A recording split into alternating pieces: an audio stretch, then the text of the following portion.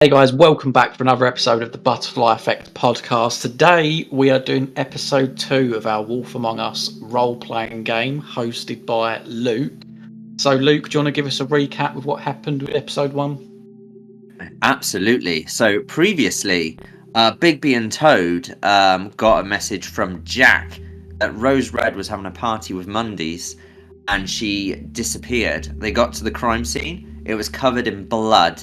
Liam found a freezer that was locked and had some old blood that was Rose Red's blood in the freezer. Toad found that even though the scene was covered in blood, there weren't a lot of footsteps, and some of the CDs were damaged and some of them weren't. So it looks like maybe someone really carefully searched it. Then they interrogated Jack for a bit, found out that him and Rose Red were ex-partners, but then Bluebeard started dating Rose Red. They also learnt that Rose Red slept with Prince Charming, and that's what broke up his marriage with Snow White. So they made the decision that Bigby was going to interrogate Snow, Toad was going to interrogate Prince Charming, and then they were both going to go to Bluebeard's together, and that's where we left off on. So Liam, Bigby gets back to the business office. So while you've left, Snow White is planning something called Remembrance Day, which is basically once a year, Fabletown remembers why they left the homelands. She's on the phone, she's really busy. While you're waiting for her, there's a few things you could look at. You could go back to the magic mirror, you could talk to Buffkin and Flycatcher, or you could just wander around the business office and see what there is to see. Okay. Can I go to the magic mirror, please? Fantastic. So you have a few more things you can do. You look at Jack. You could check on how Toad's doing, see if he's a good partner or not. I will say that you've met Prince Charming before, so you may see what he's up to. You could see what Bluebeard's up to. You can see what Beauty and Beast are up to, and you can see what Colin is up to. Okay. Right. I'm so ill and brain dead. I can't think of a rhyme. The mirror's just there looking at you like, well.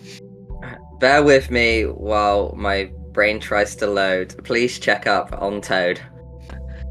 So you check up on Toad. Toad is realizing that Prince Charming is currently in a Mundy pub and is wondering how a frog is going to get into that club to interrogate a fable. So right now, Jack, as in Toad Jack, is trying to figure out how he's going to get around that problem. So Jack, I'm going to, in the back of your head, get thinking how you can get into a human nightclub without anyone realizing you're a toad. And that's what Toad's doing. Yeah, I'll leave you to work out that one, mate. Right. Mirror, mirror, I'm bringing sexy back. Please show me how is Jack. Jack is home. He is pacing the flat. He's stressed. Is he stressed because his ex-girlfriend's gone missing? Or is he up to something? Okay. Mirror, mirror, you know I'm feared. Please show me Bluebeard. Bluebeard is at his home. He is talking to an ogre bodyguard. This big kind of giant with a misshapen head. He finishes talking to his bodyguard. He pulls out a document that you can't see, and he hides it in a drawer. Mirror, mirror, not to sound alarming, but you're going to need to show me Prince Charming. Prince Charming is currently inside the club that Toad is trying to figure out how the hell he's meant to get into. And he is doing a very provocative dance with a Mundy girl. It's pretty grim. Yeah, I would turn off the mirror as soon as you can. Even the mirror's a little bit throwing up in his glass. Oh, the man slut. Right. What you'll learn about Prince Charming is he can basically... He has a power over women, and he can until you realise how much of a douche he can basically convince you to do anything. And if one of you decided to play a female character, you would basically really struggle to interrogate Prince Charming because like you would have to like roll really high just to not fall in love with him. Yeah. So thankfully you're playing a dog and a frog, so you're kind of all right. Nice. Did well there. Right. I mean, I'm happy with that. I don't think I need to check on anyone else. So they don't really do this in the game, but you know the knight that was hanging from the tree in the business office? yeah. He actually is really good at telling the future.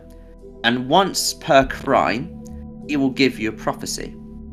So at the moment, he is saying, the match starts red until it's burned, then it turns black. Bound by a contract, the match cannot go back. That might be to do with the crime, it might be to do with something else that's going to happen to you. Cool. Okay. By the way, can I also ask Buffkin? Could you intermittently check in on Bluebeard, Prince Charming, and Jack, please? Okay, good. Bigby, while you're here, I've been doing some investigating on Jack for you. So recently, he started an investment website designed to con Mundies out of their money. However, it crashed about 6 months ago. It was an utter failure. Jack must have lost about 27 grand making this website. Good knowledge. I don't know if that's helpful, but yeah, Jack is currently very, very broke. Okay, cool. I will write that down. While you're there, Flycatcher comes up to you, and he says that Buffkin came up with an idea that he should go back to the crime scene, and he is going to see how much blood was in the apartment. Because if it was more than a certain amount, then it would tell you if Rose is dead or just injured somewhere. Because she might still be alive. I guess it depends on how much blood is there. Because if it's more than like the body has like 9 pints in it, and if it's more than 6, then that person's definitely dead because they wouldn't have enough blood in their body. Yeah, okay, I second that. We can send Flycatcher there. So Flycatcher's gone to do that. Obviously, Buffkin can't go with him because he's a flying monkey. But Flycatcher will gather the evidence, give it to Buffkin, and Buffkin will run the tests for you. Just as you're doing that, Snow finishes up her conversation and then wanders over to you. Sorry about that, Bigby. Just so you know, we caught Colin spending the rest of his money on beer. So we've had to send him to the farm. So just so you know, he'll be going there tonight. Okay, alright, I understand. Friend, but he's just ignored warning after warning and we had to send him away. Okay, yeah, I understand. Law's the law. Yeah. Anyway, how's the investigation going? Yeah, pretty good. We've got some leads. I was hoping you could help me out. Anything? So we believe that Prince Charming might be connected to this whole thing. Yeah, he's just come back to town. He's been away for so long, trying to basically find a rich Mundy wife, but apparently that hasn't worked because he's come back and he's trying to sell his castle. But of course his castle's over in the homelands and no one could get back there. So while he's got a lot of money, it's not really good to anyone. Yeah. So like, how comes you never told me that he was the reason? Rose Red was the reason you guys split up. That's not really common knowledge. I don't know why you know about that. There must be bad blood between you and Rose Red after that, right? Bad blood? Well, it seems that Rose Red would do anything possible to piss me off. I mean, I don't actually think she ever liked Jack. She just knew that Jack was like the one boyfriend I didn't want her to have. And even worse, Bluebeard, who is like, goes out of my way on a daily basis to annoy me. I just think Rose Red's trying to wind me up. I hope she's okay though. I mean, I don't want her dead or anything. Do an investigation check. Okay, let's see. Roll a d6. I got a 5. 5. Plus investigation 2, so 7. Okay. So with a 7, you figure out that Snow White got promoted to like the second in command of Fabletown very recently. So the big reason why Snow White couldn't be the killer or abductor or criminal is that obviously the thing with Prince Charming and Rose Red happened like thousands of years ago. So why would she kill her today rather than any other day? However, maybe with a new promotion, she's got a couple more things she can do to hide a crime. So she actually is perfectly placed to commit a crime and get away with it. All right, very well. Right, It's up to you if you want to force this issue on her, or you want to basically take this information and kind of like interrogate someone else with it. No, I'll take it away. I don't think I need to confront Snow with this. All right. Well, let's see if Jack's figured out our frog's going to get into a human nightclub. Jack, any ideas? Well, I was gonna ask our old buddy Flycatcher to just run in there as a distraction, and then just coerce Prince Charming outside, so I didn't have to go in there. Okay, I will say that, like, you ring Flycatch, he's on his way to Rose Red's apartment, but thankfully it's a couple of blocks away, so he comes over. He has to get her away from the girl he's dancing with. She kind of, like, wanders outside the club. You can tell she's a Mundy, and Prince Charming follows. Flycatcher basically is keeping her busy, talking to her, and Prince Charming he knows Flycatcher a little bit, so he kind of realizes this is a Fable thing. So he puts himself in a position where you can kind of like, like in a spy movie where you're both at a bench, but you're not making eye contact, but you're talking. You're kind of in that situation. So Jack, what would you like to ask Prince Charming? How would you describe your relationship with Rose Red, Prince Charming? To be honest, I haven't thought about her in ages. I mean, she was a bit fun, but most girls are a bit fun to me. Oh, interesting. So would you say the same for your wife or ex-wife, Snow White? You know what Snow's like. She's a little bit too uptight for me. She was fun at first, when she needed saving from the dwarves, but yeah, she's a little bit strict for my liking. So when her more fun sister came along, it was more my speed, but even that got boring after a while, so moved on to Cinderella. So I've heard an accusation that you had an affair with Rose Red while you were with Snow White. Is that something that you'll be willing to say if that's true or not? Well, yeah, I mean, yeah, it happened. I mean, you know what it's like.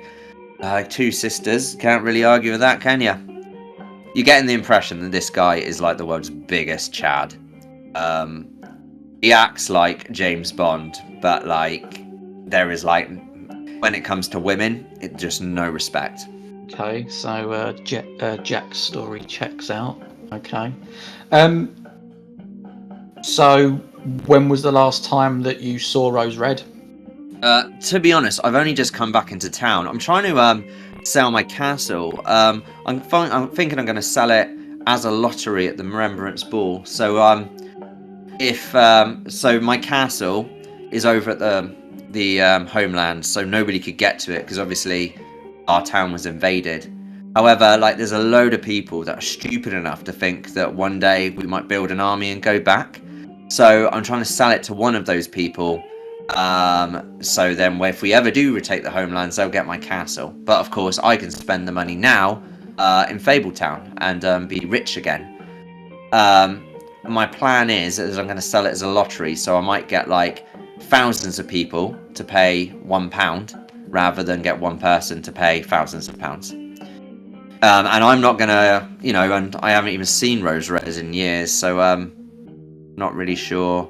I haven't even thought about it until you brought it up, to be honest, Toad. Roll an investigation check to see if you could figure out if he's lying or not. I've got a 2. A 2. No, he seems to be telling the truth, but it's really hard to say because you can like tell that he is like a very good liar. You could like, I mean, he is like spot on liar because like obviously the amount of women he kind of strings along. So you're like, I kind of believe you, but I don't believe my own judgment of that. I ask one more question. Absolutely. Have you got any? Is there anyone that can corroborate your whereabouts if you say you've just come back to town? Is there anyone that could corroborate that, or have you got any sort of evidence to suggest that you was coming back? For the last week, I've been shacked up with that girl over there. Obviously, you can't ask her, but you can get Flycatcher to ask her for you. Well, yeah, I might just do that. Prince Charming. Thank you for Okay, your so time. I'm gonna like fast forward a bit. What Flycatcher tells you is that the Monday girl, she's called Scarlet. So while you can't speak to her, Jack, what you can do is you've unlocked her in the magic mirror now. So you can check up on her from time to time. And she has basically, Prince Charming has kind of conned her into basically he can stay at her house because he's dirt broke.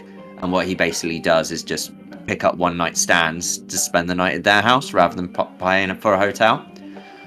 So he's been basically spending each night with multiple women, and for the last week it's been Scarlet, which kind of covers the timeline of Rose Red, if Jack's telling the truth. No more questions, then do both of you want to head over to Bluebeard? Yeah, let's get this punk. Right, so both of you head over to Bluebeard. So he lives in the same building as the business office, but he lives kind of on one of the lower floors, which you think's weird because you've never been to Bluebeard's place. You see him a lot, but you've never been to his place. And all the rich people, like King Cole, who is like in charge of Fabletown. In the game, it's Ichabod Crane, but I think there's one line in the game which says that Ichabod Crane's just looking after it while King Cole's away. King Cole and Ichabod Crane, they live on the top floor because they're rich.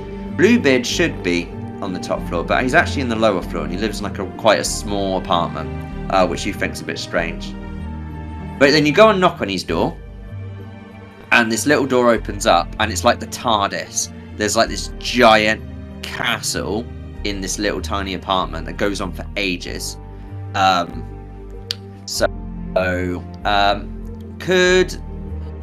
would say that Bigby would know this, but Bluebeard was one of... So as Prince Charming said, he lost his castle when the Adversary took over the homeland. The Adversary is the giant army that kicked all of the Fables out.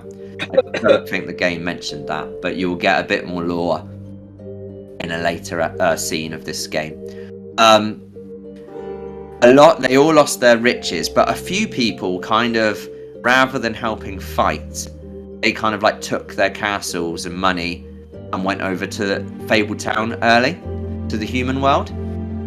And those people like Bluebeard, and they've ended up the richest, but what you find is like all of the nastier characters are richer, which is why the economy in Wolf Among Us is so messed up.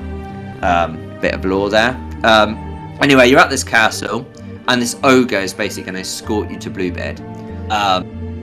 You do try and have a bit of a snoop around, but this ogre basically keeps on cutting you off. You have to go to Bluebeard's office. Bluebeard's there at his desk, swanning around. You know Bluebeard. He's being the usual dickhead self he is. Bigby, Toad. I assume you're after a donation. I was going to give it on Remembrance Day with a big check, but I guess you guys are struggling for money a little bit early this year. Haha! Good one, Bluebeard. Right.